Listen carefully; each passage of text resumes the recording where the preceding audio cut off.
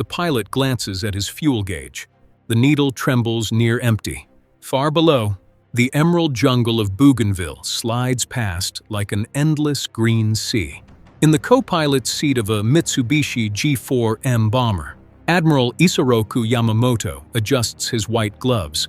It is 7:34 in the morning, April 18, 1943. He is the most feared, strategic mind in the Pacific, the architect of Pearl Harbor, the man who promised to dictate peace terms in the White House. Outside his window, the sky is a flawless, pale blue. That sky is about to betray him.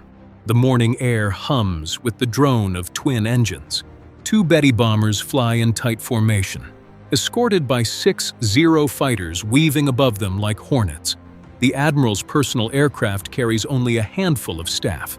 He sips green tea from a lacquered cup, studying a report. The flight is routine, a morale tour.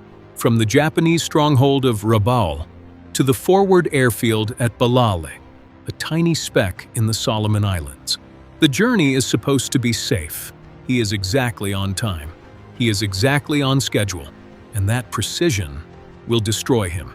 7,000 miles away, in a windowless basement at Pearl Harbor, a different kind of battle has been raging for months. Fluorescent lights hum over rows of cipher machines, stacks of intercepted radio messages, and men with hollow eyes and ink-stained fingers. These are the codebreakers of Fleet Radio Unit Pacific. Station Hypo. Their enemy is not a fleet. Their enemy is a mathematical fortress known to the Imperial Japanese Navy as JN-25. A code of staggering complexity, comprising over 30,000 five-digit numbers, constantly changing, layered with additive ciphers. The Japanese believed it was unbreakable. They were wrong. On the morning of April 14, 1943, a Marine Corps linguist named Major Alva Laswell sits at a scarred wooden desk. In his hands is a decrypt of a Japanese naval message designated NTF 1317, 55. It had been plucked from the ether by listening posts in the Aleutians and Hawaii, passed through the cryptographic grinder for days. Now, as he pieces together the final parts, the words stop his breath. The message is a detailed itinerary. It reads like a travel schedule for a head of state.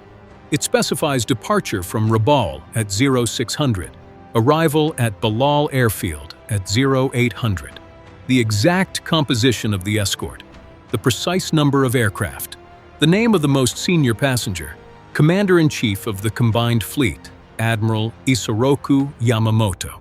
Laswell stares at the paper. He reads it again. The Japanese have just handed the United States the exact location of their supreme naval commander, down to the minute, 4 days before he takes off.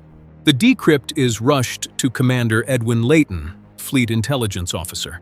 Layton is a man who rarely shows emotion. When he reads the message, his hand trembles. He knows what this means. He also knows the terrible danger of acting on it. If they shoot down Yamamoto, the Japanese will immediately suspect the code has been broken. The entire intelligence advantage in the Pacific, painstakingly built since Midway, could evaporate overnight. But letting him live means allowing the architect of the surprise attack on Pearl Harbor to continue directing the war, to plan another decisive blow. Layton picks up a secure telephone. In Washington, the message lands on the desk of Secretary of the Navy, Frank Knox. He, in turn, briefs President Franklin D. Roosevelt. The ethical dilemma is agonizing. Is this an assassination? Yamamoto is a uniformed military officer engaged in an active combat theater. He is a legitimate target, but the publicity, the propaganda, the risk to ultra-intelligence, the arguments spin through the White House. Roosevelt listens. He understands that leadership in total war is a grim arithmetic. The president gives a silent nod. Knox transmits a short, electrifying order to Admiral Chester Nimitz at Pearl Harbor. Squeeze dry the lemons. Get Yamamoto. The message races across the Pacific. By April 17, on the sweltering island of Guadalcanal, A group of Army Air Forces pilots are told they have been selected for a special mission. Major John W. Mitchell, commander of the 339th Fighter Squadron, assembles his men. He's a lanky, deliberate pilot from Mississippi, known for his obsessive navigation skills. He explains that a high-value target will be flying over Bougainville the next morning. He does not yet tell them who it is. He says only that the mission is to intercept and destroy 2 enemy bombers and their escort at a precise point over the jungle. The flight will require perfect timing. It will push the P-38 Lightning to the absolute limit of its range. The P-38 Lightning is a twin-boomed marvel, fast and heavily armed, but it has never attempted a mission like this. The distance from Guadalcanal's Fighter II airstrip to the interception point near the southern coast of Bougainville is over 400 miles. To avoid early radar detection by Japanese picket ships and island outposts, the squadron must fly the entire route at wave-top height, no higher than 50 feet above the sea. For hours, they will navigate by dead reckoning, using only a compass, a wristwatch, and Major Mitchell's genius for drift calculation. If they climb too soon, they will be spotted. If they burn too much fuel fighting headwinds, they will not make it back. They will carry massive external drop tanks, custom-fitted to their Lightnings just days before. 16 pilots volunteer for what they are told is a suicide run at exactly 0725 on the morning of April 18th. The Lightnings lift off from Guadalcanal. Their propellers bite into the heavy tropical air. The formation is divided into 2 groups, a killer flight of 4 planes and 12 to provide top cover and engage the Zeros. The 4 designated to attack the bombers are Captain Thomas Lanphier Jr., First Lieutenant Rex Barber, Lieutenant Besby Holmes, and Lieutenant Raymond Hine. They check their guns. Each Lightning carries a 20mm cannon and 4.50 caliber machine guns. The adrenaline is a physical weight in their chests. For more than 2 hours, the squadron skims the surface of the Solomon Sea. The ocean is a blur of indigo and silver. Spray flicks against their canopies. Pilots battle the hypnotic pull of the horizon, fighting to stay awake, to hold formation. The sun climbs, burning off the morning haze. Mitchell counts the islands as they slide past. The Russells, New Georgia, Vella la Vella. His calculations are a silent prayer. If his timing is off by just 60 seconds, the intercept will fail. Yamamoto will land, sip tea, and laugh at the audacity of the Americans without ever knowing they tried. At 09:33 a.m. Bougainville time, a sharp-eyed pilot in Mitchell's flight spots specks against the brilliant blue aircraft, descending out of the haze in perfect formation. 2 Betty bombers, gleaming like aluminum fish, surrounded by 6 Zeros in a protective weave. The enemy is exactly where the code said they would be, exactly on time. A chill runs through the American cockpits. They have committed an act of mathematical prophecy. Mitchell orders the killer flight to drop tanks and engage. The 4 Lightnings surge upward. The external tanks tumble into the sea. Lanphier and Barber push their throttles forward, engines screaming. The Zeros react instantly, peeling off to meet the threat. The sky becomes a chaos of twisting contrails and chattering cannon fire. The lead Betty, carrying Admiral Yamamoto, dives for the jungle canopy. The pilot, skilled and terrified, tries to use the terrain to escape.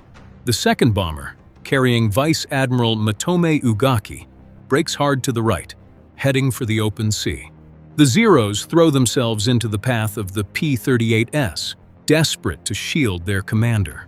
2 American fighters are forced to break away, one with a damaged wing. Rex Barber lines up behind the diving Betty. He presses the trigger. Cannon shells stitch along the fuselage, and the right engine erupts in smoke and flame. Lanphier closes from above, hammering the same aircraft. Pieces of the wing tear away. The bomber shudders like a wounded animal.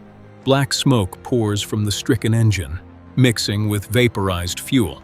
The Betty rolls slowly, impossibly, and nosedives into the dense jungle of southern Bougainville. It vanishes. A towering column of smoke rises above the treetops. Time freezes. Moments later, Barber and Holmes attack the second bomber. Ugaki's plane, hit repeatedly, plunges into the sea near the shoreline. It breaks apart on impact. Ugaki survives, thrown from the wreckage, to cling to a floating cushion, the only senior officer to emerge from the ocean that day. But for Admiral Yamamoto, there is no survival. The jungle swallows him whole. The surviving lightnings scatter, pursued by vengeful Zeros, fuel gauges plunging toward empty. Kenneth Sparks, a young pilot, is shot down, but bails out safely. Others limp back across the sea, nursing damaged engines, counting the waves. Only one American aircraft fails to return. Lieutenant Hine vanishes into the tropical haze, his fate swallowed by the same jungle that claimed the Admiral. When the remaining P-38S finally scrape onto Guadalcanal's runway, their pilots climb out on shaking legs. They have flown nearly 600 miles, spent every drop of fuel, and rewritten the Pacific War. News of the mission is shrouded in absolute secrecy. The United States cannot claim credit. To do so would reveal the code-breaking miracle. A cover story is carefully planted. Native coast watchers, hidden in the Bougainville highlands, observed the Admiral's departure and radioed a warning. It is a beautiful lie. The Japanese believe it. Their cryptographic security remains intact, allowing Allied intelligence to continue reading their most intimate naval communications for the rest of the war. A Japanese search party treks into the jungle the following day. They find the wreckage of the Betty bomber smashed into a grove of ancient trees. The Admiral's body is thrown clear, still seated in his chair as if in repose. His white-gloved hand rests near his ceremonial sword. He appears almost untouched. A single bullet wound tells the story. The man who planned the attack on Pearl Harbor, who once declared he would dictate terms in the White House, has been claimed by a silent, smoking ruin in the remotest jungle on Earth. The news does not reach the Japanese public until May 21st, more than a month later. When it does, a shudder passes through the nation. The voice of the radio announcer breaks. Yamamoto is elevated to a deity, enshrined as a warrior god. But in the back rooms of the Imperial General Staff, the truth is cold and clinical. Japan has lost not just a commander.